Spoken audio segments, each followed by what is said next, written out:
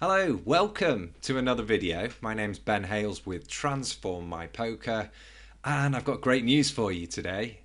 It's payday. We're all getting paid. That's right. Well, all of us with big hands. Okay. I'll quit with the big hands jokes. And I know it wasn't very funny the first time that you saw my big hands jokes, and it must seem super lame by now. So, how about I promise never to do a big hands joke again, and you promise to listen to the rest of this video? I've only got one slide, so it won't be too long, and you're going to learn about how to get paid on big hands. One of the problems that I've come across with students trying to get paid on big hands is they are far too results orientated. And so my biggest piece of advice for you today is going to be not to base the result of a particular hand on whether you played it correctly. Sometimes we're just not going to get paid, and that's my very first point here on this slide, is that you've got to accept that it isn't payday every day, and sometimes you're just not going to get any money. If your opponent doesn't want to put chips in the middle or hasn't hit any kind of a hand, then unfortunately that's it. You get nothing at all. It doesn't matter whether you raise big or slow play. It's just not going to happen. So what tends to happen, I find, is that people can develop a habit of a slow playing mentality. And this comes from having a few hands in your mind where you've slow played them and you've ended up winning a big pot. Your opponent's caught up and you've won a big pot, and it feels good, and your brain registers that and thinks, oh, I'm going to do the same thing next time. But that can be exactly the wrong thing to do. Sometimes you would have made just as much money or even more money by not slow playing that particular hand.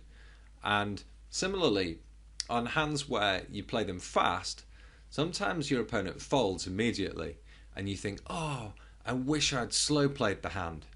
But that's the wrong mentality as well, because if you'd have slow played the hand, your opponent might just have checked and folded later in the hand, and you still won nothing, but you may have given them free cards, or you've denied yourself the opportunity of building the pot up from the flop stage. So when you've got a big hand, priority number one is building a big pot. Accepting that you're not going to win a huge pot every time, but working on, well, if my opponent is involved in this, let's make sure he's involved in a big pot. Okay, it's easier when you're in position, it's less easy when you're out of position, but your mentality should not be to always slow play your big hands. Having said that, there are spots where giving a free card is a good idea. If the board is so dry that your opponent must have missed it, and he's the type of player who is just going to fold, then maybe giving him a free card does make sense.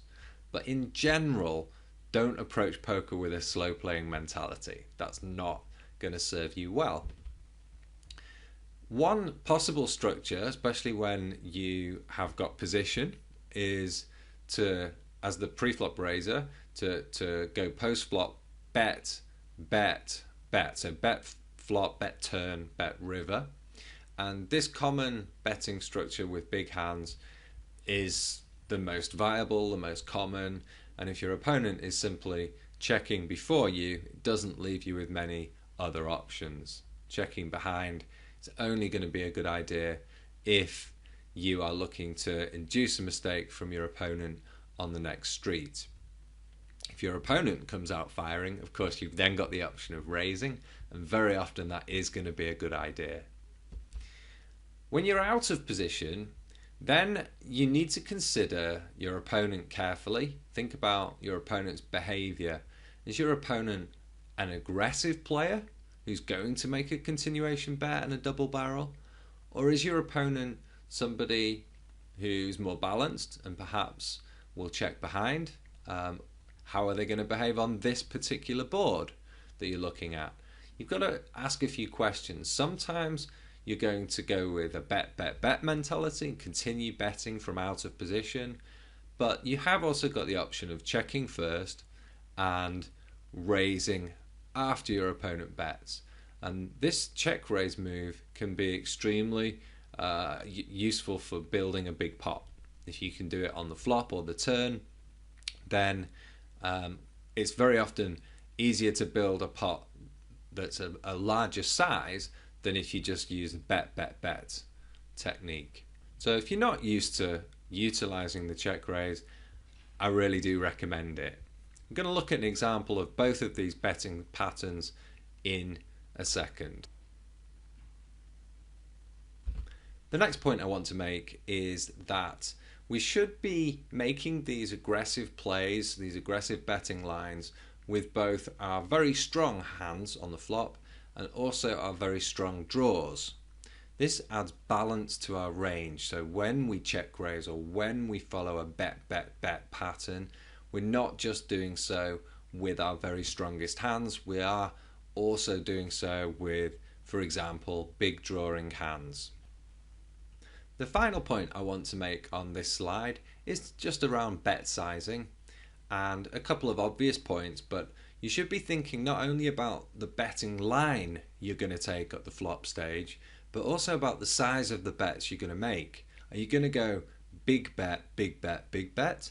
Or are you going to go big bet, small bet, big bet? Think about pot size, half pot size, 70%. What are your preferred bet sizes? You ought to have 2 or 3 different bet sizes that you default towards when you're playing.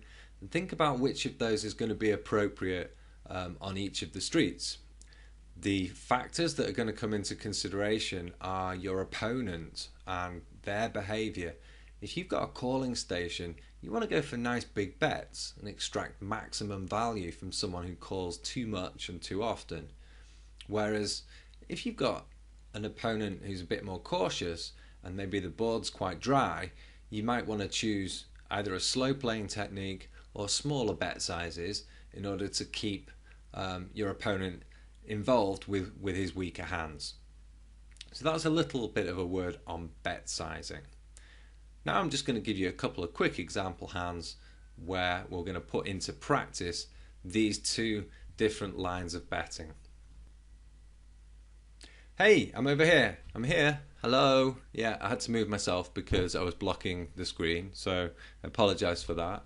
I'm holding Ace King in the early stages of a sit and go. I'm going to go quickly through this because we don't have a huge amount of time, and it's pretty standard stuff. It's a bet, bet, bet hand where I decide the most logical progression is to go bet, bet, bet. So after the pre-flop raise, I've got 3 callers and there's plenty of loose players here.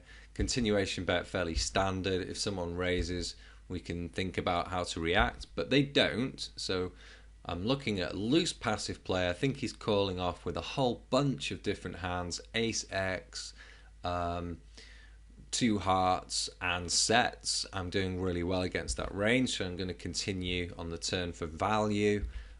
This is okay. I could even bet a bit more because my opponent is probably a calling station, and I think he's going to call a bigger bet here with ace 10, ace jack, ace queen, 2 hearts, and I leave myself 1,000 into 1,200.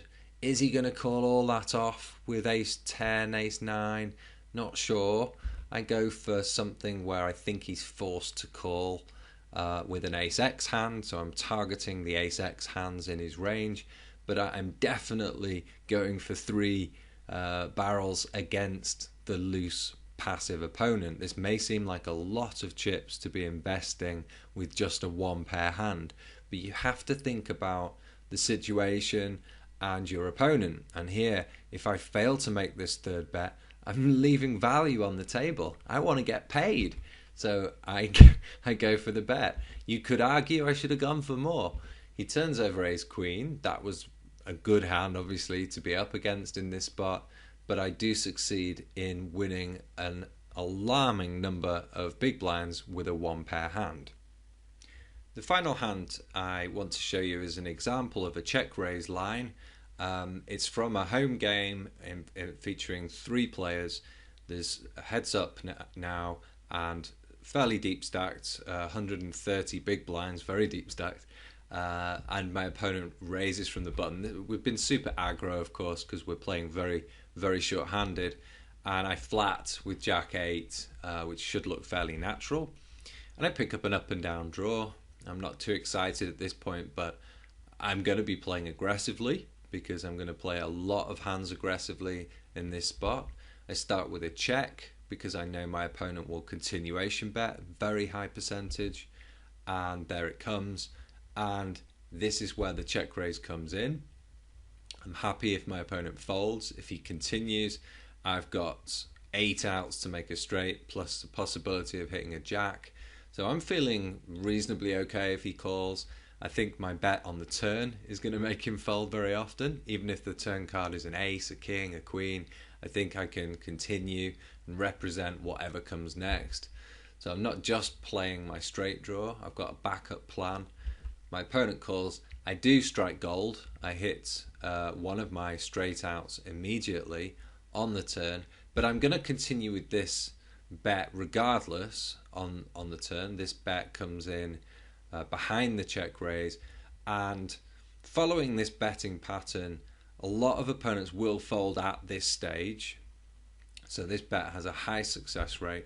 On this occasion, my opponent calls, which makes me think now he probably has got a 10 or maybe even more than a 10, and a 10 comes on the end, so I'm slightly concerned now I'm losing to full houses. So I go for a value bet of 3/4 of the pot, and my opponent raises. And of course this is a huge danger, but as was the nature of the home game, I suspected there were some bluffs in my opponent's range. I thought there were also some a weaker straight or a 10x hand, wasn't necessarily a full house, and I felt like he had to call me off with whatever he has. So I went for the full value on the end, and he did indeed call me off with just a 10. He probably shouldn't have value raised on the river, but you can see that when you're playing wide ranges, very aggressive poker, you can get this extra value. This was a good check raise which scooped a huge pot. I got paid. If you enjoyed this video and you feel like you can get paid more often now, give me a Facebook like and share your thoughts and comments and questions at the bottom down there. I'll be happy to reply to you, and I look forward to talking to you again soon. My name's Ben Hales with Transform My Poker.